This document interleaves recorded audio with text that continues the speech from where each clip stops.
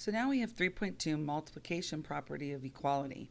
And the one thing I want to make sure you understand is it doesn't matter if you're doing addition, subtraction, multiplication, or division. If you do it to one side, you've got to do it to the other side. So I'll show you some more examples of that. So for example, and what I wrote here was that this allows us to multiply or divide the same things from both sides. So I can multiply the same number on both sides or divide the same number on both sides. So if I have 3x equals y, and I need, for some reason, to multiply both sides by 2, I can do that, and I get 6x equals 2y. And they would still be equivalent. They would still be equals. Okay. So when you're thinking about it, the book and a lot of people use a scale. And so we know 3x and y are exactly the same. So if we were using a scale, they'd be even and fine. They would be balanced out. If we were to add 2, or excuse me, multiply times 2 on this side, that scale would fall on the left because it's now heavier than on the right. But if I now multiply this side times 2, because I did the multiplication of 2 on both sides, the scale is still balanced. That goes for addition, subtraction, division, too. If I add something to both sides, so now I want to add 3. If I only add 3 to one side, then that scale is going to be off balance. So now let's look at some problems. The first problem we're looking at here, remember our whole thing is opposite operations. Opposite operations. We want that c by itself. This is 17 times c.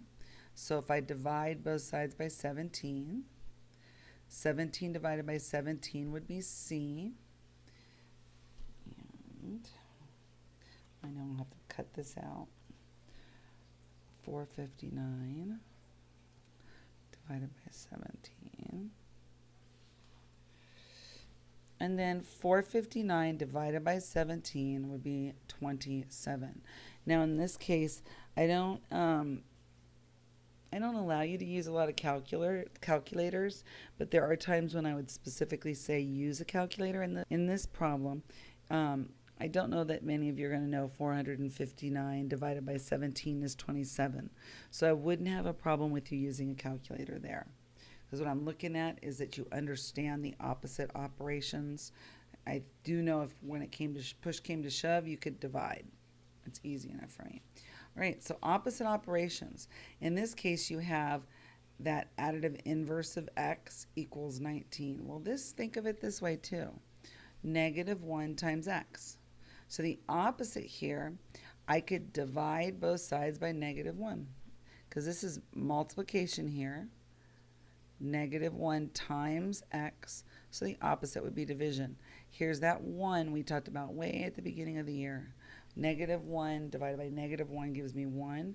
So I get x equals positive divided by negative is a negative. 19 divided by 1 is 19. Let's try another one. Again, we have another fraction. So again, what we're going to look at this time is still opposite operations. We want this x to be by itself. Now going back, I could divide by a negative 5 over 4. That would take a little bit more work. Or I can multiply by the reciprocal. So the reciprocal is still negative, and you flip your fraction to a 4/5.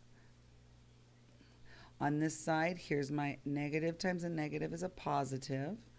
4 over 4 gives me that 1, and 5 over 5 gives me that 1, and I'm left just with my x on this side. Now we clean up the other side. I notice that I can divide 4 out of these two. So 4 divided by 4 is 1. 8 divided by 4 is 2. You don't see that? Multiply straight across, then simplify. Negative times a positive is, let me go ahead and move that down, x equals. Negative times a positive is a negative. 3 times 1 is 3.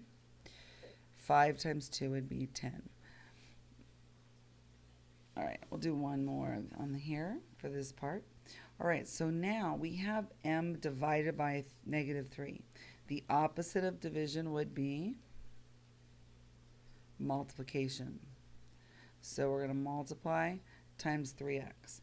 On this side, you should see the 1, 3x on the top, or 3 on the negative 3 on the top, negative 3 on the bottom. So when I cross those out because they make a 1, I'm left with m, which is what I was hoping for. On this side, negative times a negative is a positive. 3 times 12 is 36.